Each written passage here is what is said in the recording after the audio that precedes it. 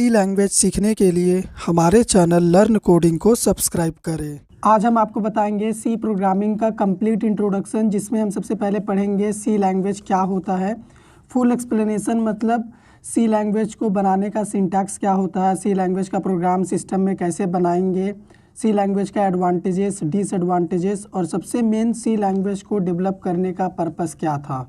इन सभी चीज़ों को हम इस एक वीडियो में आपको बताने वाले हैं। तो सबसे पहले हम देखेंगे कि सी लैंग्वेज होता क्या है।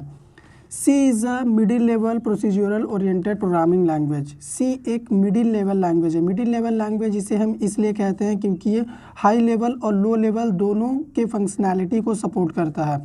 प्रोसीजरल ओरिएंटेड प्रोग्रामिंग लैंग्वेज है सी क्योंकि इसमें हम फंक्शन क्रिएट कर सकते हैं। ठीक है, फंक्शन का कॉन्सेप्ट होता है, एल्गोरिदम का कॉन्सेप्ट होता है, लेकिन इसमें ऑब्जेक्ट ओरिएंटेड का कोई भी कॉन्सेप्ट नहीं होता, इसीलिए ये प्रोसीजरल ओरिएंटेड प्रोग्रामिंग लैंग्वेज है। इसको डेनिस रिची ने डेवलप्ड करा था। ठीक है, कहाँ डेवलप किया था? AT&T's बेल लेबोरेटरी में उन्होंने 1972 में सी लैंग्वेज को डेवलप करा था और ये लेबोरेटरी कहाँ पे है? USA में है। ठीक है, अभी सी लैंग्वेज को डेवलप करने का मेन पर्पस क्या था डेनिस रिची का? डेनिस रिची एक ऑपरेटिंग सिस्टम बनाना चाहते थे जिसका नेम था यूनिक्स। ठीक है, यूनिक्स ऑपरेटिंग सिस्टम को बनाने के लिए उन्हें एक लैंग्वेज का ज़रूरत था, इसीलिए उन्होंने सी लैंग्वेज को डेवलप किया और ये यूनिक्स ऑपरेटिंग सिस्टम सी लैंग्वेज में ही क्रिएट है, सी लैंग्वेज में ही बना हुआ है। आज के टाइम पे सी लैंग्वेज का यूज़ किया जाता है सिस्टम सॉफ्टवेयर को क्रिएट करने के लिए, कंपाइलर बनाने के लिए। ठीक है, इन सभी जगह पे सी लैंग्वेज यूज होता है। जैसे अगर हम अदर प्रोग्रामिंग लैंग्वेज का बात करें, जावा, C++ या फिर C#, इनके कंपाइलर सी लैंग्वेज में ही बने हुए हैं। तो आप अंदाज़ा लगा सकते हैं सी लैंग्वेज कितना इंपॉर्टेंट है। और सी लैंग्वेज को सभी प्रोग्रामिंग लैंग्वेज का मदर बोला जाता है क्योंकि जितने भी लैंग्वेज सी लैंग्वेज के बाद डेवलप्ड हुए हैं, जैसे C++, पाइथन, जावा, ये सभी डायरेक्टली या फिर इनडायरेक्टली सी लैंग्वेज से ही बिलोंग करते हैं, इसके ही फंक्शनैलिटी को सपोर्ट करते हैं। सिंटैक्स में हम आपको बताएंगे कैसे। फिलहाल ये हो गया सी का इंट्रोडक्शन। अभी चलिए हम आपको बताते हैं कि सी लैंग्वेज को लिखने का तरीका क्या होता है, यानी स्ट्रक्चर क्या है। Structure of C is called syntax. तो यहाँ पे मैथमेटिक्स में फॉर्मूला होता है किसी भी मैथ को क्रिएट करने के लिए, बनाने के लिए। सी लैंग्वेज में यानी प्रोग्रामिंग में सिंटैक्स होता है। तो ये जो लिखा हुआ है ना, यही सी लैंग्वेज को बनाने का सिंटैक्स होता है, उसके प्रोग्राम को बनाने का सिंटैक्स होता है। इतना आपको सी लैंग्वेज का अगर आप कोई भी प्रोग्राम लिखेंगे तो इतना आपको लिखना ही पड़ेगा, चाहे आप एक छोटा सा प्रोग्राम बनाओ या फिर बड़ा सा प्रोजेक्ट बनाओ सी पे। तो सबसे पहले ये जो दिख रहा है ना आपको, इसको बोलते हैं, पूरा लाइन को बोलते हैं हेडर फाइल। तो यहाँ पे हैश का सिंबल जो आप यहाँ पे देख पा रहे हैं, ये हो गया प्री प्रोसेसर। ठीक है, इंक्लूड एक स्टेटमेंट है जो कि इस स्टैंडर्ड लाइब्रेरी को प्री प्रोसेसर के साथ लिंक करने का काम कर रहा है और पूरे लाइन को ही बोलते हैं हेडर फाइल। stdio यानी स्टैंडर्ड इनपुट आउटपुट, इसका .h एक्सटेंशन है। ये एक अपने आप में हेडर फाइल है, सी का प्री डिफाइंड लाइब्रेरी है। इस लाइब्रेरी का यूज़ हम करते हैं इनपुट आउटपुट ऑपरेशंस को परफॉर्म करने के लिए। तो इस स्टैंडर्ड लाइब्रेरी के पास ना दो स्पेशल फंक्शन है। सबसे पहला फंक्शन है स्कैनएफ, इसका यूज़ हम करेंगे इनपुट के लिए। सेकेंड फंक्शन है प्रिंटएफ, ठीक है, इसका यूज़ करेंगे हम आउटपुट के लिए। तो ये स्कैनएफ और प्रिंटएफ फंक्शन इसी स्टैंडर्ड लाइब्रेरी के अंदर है, इसीलिए सी के हर एक प्रोग्राम में हमें इसे इंक्लूड करना होता है। ठीक है, फिर यहाँ पे आप जो देख रहे हैं ना, मेन एक फंक्शन है। मेन फंक्शन से ही सी प्रोग्रामिंग का एग्जीक्यूशन स्टार्ट होता है और मेन फंक्शन में ही सी प्रोग्राम का एग्जीक्यूशन एंड होता है। ये जो आप देख रहे हैं, ये हो गया ओपन कार्ली ब्रेसेस और ये हो गया क्लोज कार्ली ब्रेसेस, और इसी कार्ली ब्रेसेस के बीच में हम अपना कोड लिखेंगे जो भी हम ऑपरेशन परफॉर्म करेंगे। ठीक है, तो ये हो गया हमारा प्रोग्राम का एग्जिट और entry point main function. Main एक स्पेशल फंक्शन होता है, यूज़र डिफाइंड फंक्शन है ये, क्योंकि मेन फंक्शन के अंदर जो भी कोड लिखते हैं हम लिखते हैं, हम यूज़र हैं। ठीक है, हम ही डिफाइन करेंगे इस कोड को, इसीलिए ये हो गया एक यूज़र डिफाइंड फंक्शन और ये हर एक सी प्रोग्राम में रहेगा क्योंकि यही एंट्री और एग्जिट पॉइंट होता है सी प्रोग्राम का। तो ये सिंटैक्स को हम डॉक्यूमेंटेशन फॉर्म में कैसे लिखेंगे स्टेप बाय स्टेप। सबसे पहले होता है डॉक्यूमेंटेशन सेक्शन सी लैंग्वेज में। डॉक्यूमेंटेशन सेक्शन में आता है हमारा कमेंट। दो तरह का कमेंट होता है, ये हो गया सिंगल लाइन कमेंट और एक हो गया हमारा मल्टी लाइन कमेंट जो कि मल्टीपल लाइन तक एग्जिस्ट करता है। तो ये ऑप्शनल होता है, इसको आप यूज़ कर भी सकते हैं, नहीं भी कर सकते। इसको यूज़ हम करते हैं अंडरस्टैंडिंग पर्पस के लिए। सेकेंड हो गया प्री प्रोसेसर डायरेक्टिव सेक्शन, ये हो गया हमारा प्री प्रोसेसर डायरेक्टिव सेक्शन जो हैश का सिंबल आप देख रहे हैं। उसके बाद हो गया ग्लोबल डिक्लेरेशन का सेक्शन, यानी इस हेडर फाइल और इस मेन फंक्शन के बीच में ये जो आप गैप देख रहे हैं, यहाँ पे अगर मान लो हम कोई वेरिएबल बना दे इंट a = 10, ये हो गया ग्लोबल डिक्लेरेशन सेक्शन। ठीक है, इस वेरिएबल को पूरे प्रोग्राम में कहीं भी यूज़ कर सकते हैं हम। ठीक है, उसके बाद हो गया फंक्शन डिक्लेरेशन, उसके बाद हमारा ये मेन फंक्शन आ जाता है। ठीक है, फंक्शन हम डिक्लेयर करेंगे और जो भी हमारा प्रोग्राम का ऑपरेशन होगा हम इस मेन फंक्शन के अंदर परफॉर्म करेंगे।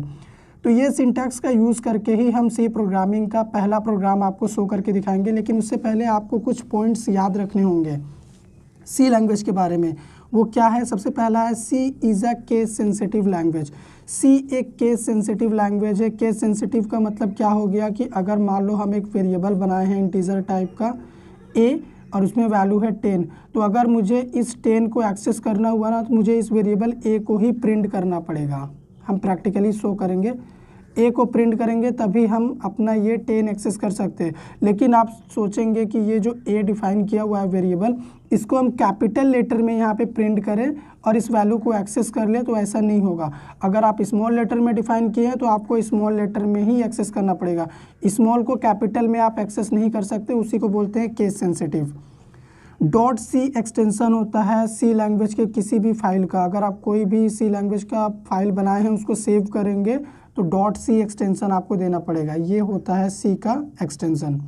सी लैंग्वेज सपोर्ट्स 32 कीवर्ड्स। सी लैंग्वेज के पास टोटल 32 कीवर्ड्स है, यानी इसी 32 कीवर्ड्स में सी लैंग्वेज को लिखा गया है।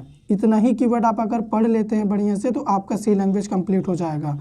कीवर्ड्स रिजर्व वर्ड होते हैं जो कि पहले ही डिफाइंड है, हमें बस उन्हें यूज़ करना होता है अपने रिक्वायरमेंट के अकॉर्डिंग। ठीक है, अभी चलिए हम आपको बताते हैं कि देव C++ IDE को सिस्टम में कैसे डाउनलोड और इंस्टॉल करते हैं। इसे हम इसलिए इंस्टॉल करेंगे सिस्टम में क्योंकि इसी का यूज़ करके हम सी लैंग्वेज का सिंटैक्स के थ्रू पहला प्रोग्राम बनाएंगे।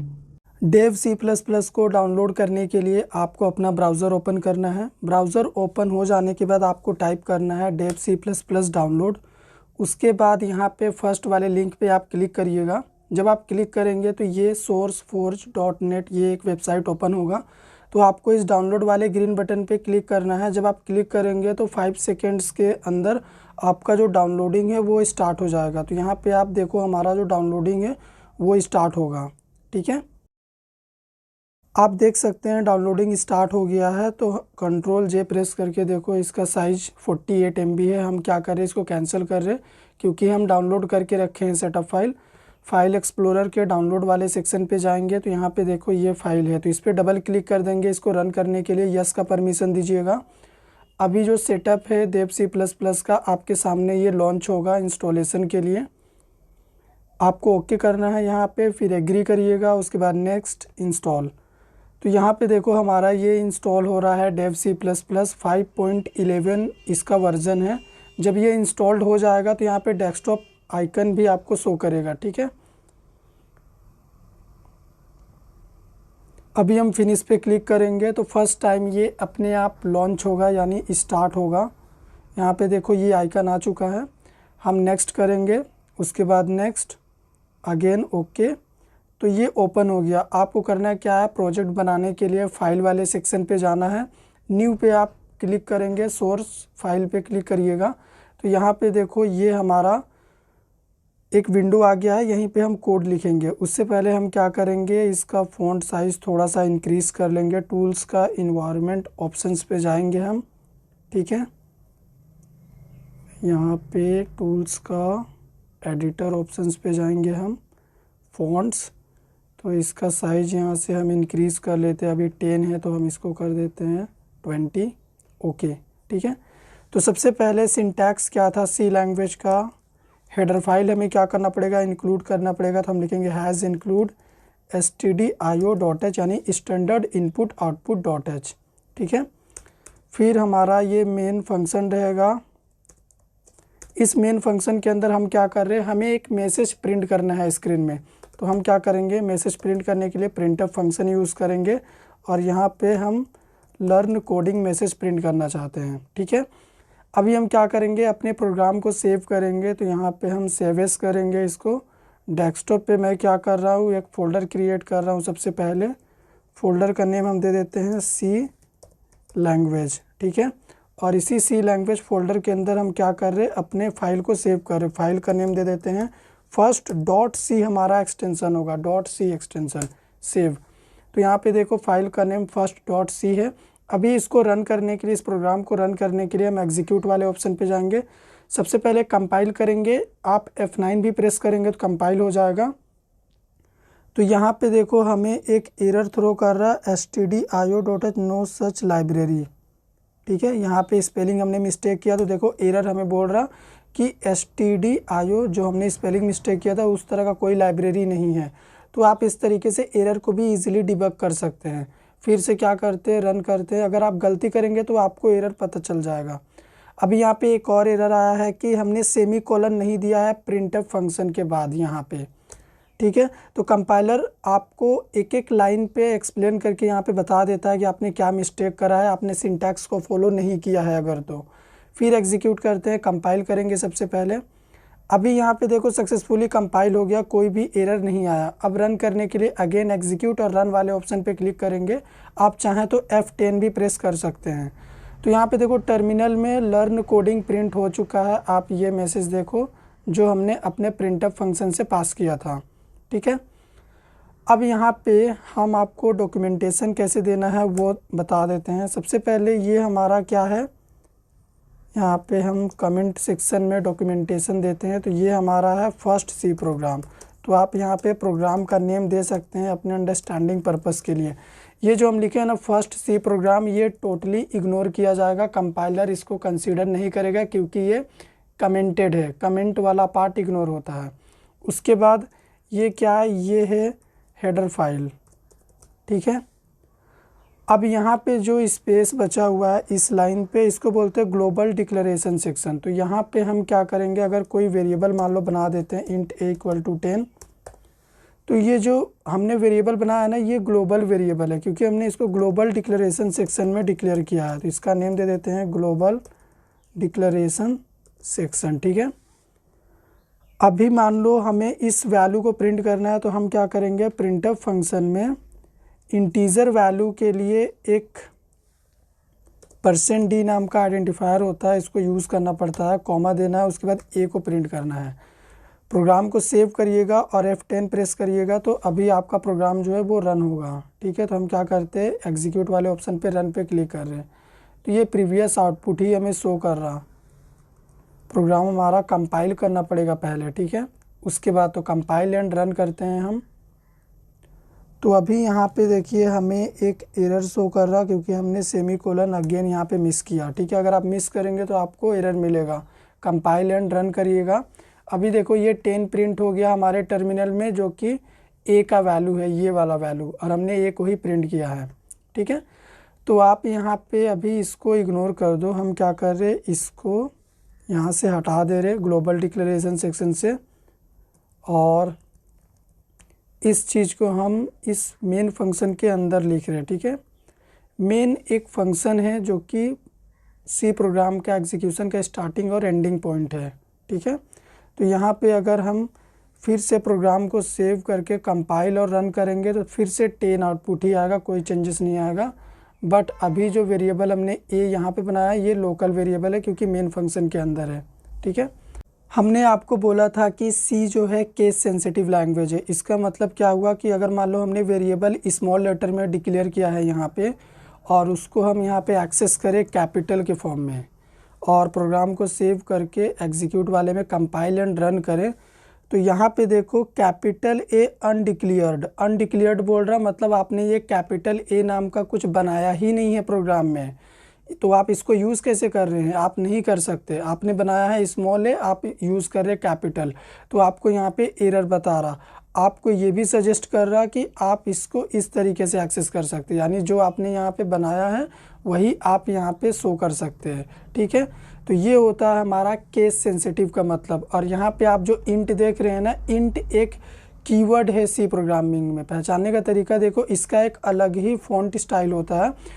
तो इस इंट का यहाँ पे इस प्रोग्राम में हम यूज़ कर रहे हैं डेटा टाइप के लिए, यानी इस ए का टाइप बताने के लिए, ठीक है। जैसे इसमें वैल्यू हम दे रहे हैं इंटीजर वैल्यू 10, तो हम बता रहे हैं कंपाइलर को कि इस ए का टाइप जो है वो इंटीजर है, ठीक है। तो इंट जो है कीवर्ड है, लेकिन यहाँ पे प्रोग्राम में यूज़ कर रहे हैं हम डेटा टाइप के लिए, और ये इंटीजर वैल्यू को इंडिकेट करता है। हमने स्टार्टिंग में ही इस प्रोग्राम को सेव किया था first.c नाम से। तो डेस्कटॉप लोकेशन पे हमने एक फ़ोल्डर क्रिएट करा था। आप देखो यहाँ पे सी लैंग्वेज नाम का फ़ोल्डर है। इसको अगर हम ओपन करें तो ये देखो हमारा फर्स्ट जो है ये सी फाइल है। इसका टाइप देखो यहाँ पे सी सोर्स फाइल, यानी सी एक्सटेंशन है इस फाइल का, ठीक है।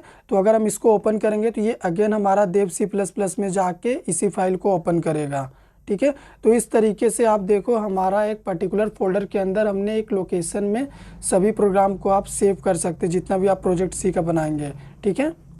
अब मान लो मुझे क्या करना है, ए में वैल्यू ना अपने टर्मिनल में इनपुट लेना है, ठीक है, रन टाइम में। तो यहाँ पे हम क्या कर सकते हैं, सबसे पहले प्रिंटफ फंक्शन में एक मैसेज दे देंगे हम, एंटर वैल्यू फॉर ए, ठीक है। ए वेरिएबल के लिए आप वैल्यू इनपुट करो, ये हमें बोलेगा। फिर हम क्या करेंगे, वैल्यू इनपुट करेंगे तो यहाँ पे सेमीकोलन देंगे। तो इनपुट लेने के लिए स्कैनअप फंक्शन होता है। तो यहाँ पे हम लिखेंगे क्या, %d नहीं होगा यहाँ पे होगा हमारा % ऑफ ए, ठीक है। और वैल्यू हम प्रिंट करेंगे तो %d में ही हमें इनपुट भी लेना पड़ेगा, कॉमा % ऑफ ए, मतलब ए में हम वैल्यू इनपुट ले रहे हैं। उसके बाद हम उसको यहाँ पे प्रिंट कर दिए हैं। तो अभी जब हम प्रोग्राम को रन करेंगे ना, तो हमारे टर्मिनल में हमें क्या बोलेगा, वैल्यू इनपुट करने के लिए बोलेगा। यहाँ पे देखो अभी हम रन टाइम में वैल्यू इनपुट लेंगे, अगर मान लो हम 100 लेते हैं तो देखो 100 प्रिंट हो गया। तो ये जो स्कैनफ और प्रिंटफ फंक्शन आप देख रहे हैं, ये दोनों फंक्शन जो है इसी स्टैंडर्ड लाइब्रेरी के अंदर है। तो प्रिंट का यूज़ हम करते हैं, इसका यूज़ हम करते हैं आउटपुट के लिए, ठीक है। और ये जो स्कैनअप फंक्शन है इसका यूज़ हम करते किस लिए, इसका यूज़ हम करते इनपुट के लिए। ये बेसिक चीज़ आप याद रखिएगा। और अगर आप सी लैंग्वेज का कोई भी प्रोग्राम बनाएंगे तो आपको ये कंपलसरी है कि ये हेडर फाइल इंक्लूड करना पड़ेगा प्रोग्राम में, देन आपको ये मेन फंक्शन यूज़ करना पड़ेगा। सी एक जनरल पर्पस लैंग्वेज है जिसका यूज़ हर जगह आज के टाइम पे किया जाता है। सिस्टम एप्लीकेशन बनाने के लिए, जैसे मान लीजिए operating system, Unix operating system हो गया, विंडोज़ ऑपरेटिंग सिस्टम भी सी में ही बनाया गया है। इसके अलावा कंपाइलर डिज़ाइन करने के लिए रोबोटिक्स के फील्ड में भी सी प्रोग्रामिंग का यूज़ होता है। इसीलिए ये एक जनरल पर्पस लैंग्वेज है, ठीक है, जो सामान्य रूप से हर जगह यूज़ होता है। अभी चलो हम आपको इस सी लैंग्वेज का कुछ एडवांटेजेस और डिसएडवांटेजेस शो करते हैं। फर्स्ट एडवांटेज है सी प्रोग्रामिंग का, ये ओपन सोर्स है। ओपन सोर्स का मतलब आप इसको फ्री में कहीं से भी पढ़ सकते हैं। सेकंड पॉइंट हो गया easy to learn. C language को सीखना बहुत ही इजी है। आपने सिंटैक्स और फर्स्ट प्रोग्राम जो हमने शो किया आपने देखा ही होगा कितना इजी था समझना इसको। पोर्टेबल है, मतलब इसके प्रोग्राम को आप दूसरे सिस्टम में भी रन कर सकते हैं। अगर मान लीजिए आप विंडोज़ 10 वाले ऑपरेटिंग सिस्टम में सी का प्रोग्राम बनाए हैं तो आप दूसरे विंडोज़ 10 वाले ऑपरेटिंग सिस्टम में ही सी का प्रोग्राम रन कर सकते हैं। ऐसा नहीं कि आप लाइनक्स ऑपरेटिंग सिस्टम में जाके इसके प्रोग्राम को रन करें। प्रोग्राम आपने विंडोज़ में बनाया है, रन अगर आप लाइनक्स में करेंगे तो ये नहीं होगा। प्लेटफॉर्म डिपेंडेंट है, ये डिसएडवांटेज है, ठीक है। सेम प्लेटफॉर्म पे रन करेगा इसीलिए पोर्टेबल है, लेकिन प्लेटफॉर्म डिपेंडेंट है कि आप दूसरे प्लेटफॉर्म पे मूव नहीं कर सकते प्रोग्राम को लेके। इजी डिबगिंग मतलब इसमें अगर कुछ भी एरर आ जाता है तो आप उसको इजीली फिक्स कर सकते हैं। हमने आपको केस सेंसिटिव वाले पॉइंट में शो किया था प्रैक्टिकल में, जब एरर आया था तो वहाँ पे दिखा भी रहा था कंपाइलर की इसलिए एरर आया है, ठीक है। डायनेमिक मेमोरी आप एलोकेट कर सकते हैं, यानी रन टाइम में आप अपने प्रोग्राम के स्पेस के अकॉर्डिंग मेमोरी क्रिएट कर सकते हैं by using data structure of malloc function, ठीक है। तो ये हो गया एडवांटेज। अभी आपको डिसएडवांटेज क्या याद रखना पड़ेगा, सी में ऑब्जेक्ट ओरिएंटेड का कोई भी कॉन्सेप्ट नहीं है, यानी आप क्लास, ऑब्जेक्ट, इनहेरिटेंस इन सभी को आप सी में परफॉर्म नहीं कर सकते। एक्सेप्शन हैंडलिंग भी सी में नहीं है, सी एक्सेप्शन हैंडलिंग को भी सपोर्ट नहीं करता है, यानी अगर रन टाइम में कोई एरर आ गया तो आपका प्रोग्राम वहीं पे रुक जाएगा, इसको आप हैंडल नहीं कर सकते, ठीक है। गार्बेज कलेक्टर नहीं है सी के पास, यानी मान लीजिए आपने कुछ वेरिएबल्स क्रिएट करा लेकिन उसको यूज़ नहीं करा तो उसका मेमोरी क्रिएट हो जाता है सिस्टम में, तो आप उस मेमोरी को ना डिस्ट्रॉय नहीं कर सकते। कोई सिस्टम नहीं है सी के पास कि वो अनयूज्ड वेरिएबल को जो मेमोरी क्रिएट हुआ है वो डिस्ट्रॉय हो जाए, ऐसा नहीं है, वो क्रिएट होगा, ठीक है। और प्लेटफॉर्म डिपेंडेंट है, मतलब आपको इसका प्रोग्राम को दूसरे कॉन्फ़िगर वाले ऑपरेटिंग सिस्टम में रन नहीं कर सकते हैं, ठीक है। ये डिपेंडेंसी होता है सी प्रोग्रामिंग का। तो ये था हमारा complete introduction of C language. इस वीडियो में हमने आपको कंप्लीट इन्फॉर्मेशन शो किया है। अगर आपको वीडियो हमारा पसंद आया हो तो वीडियो को लाइक करिएगा, शेयर करिएगा, चैनल पे नए हैं सब्सक्राइब कर दीजिएगा।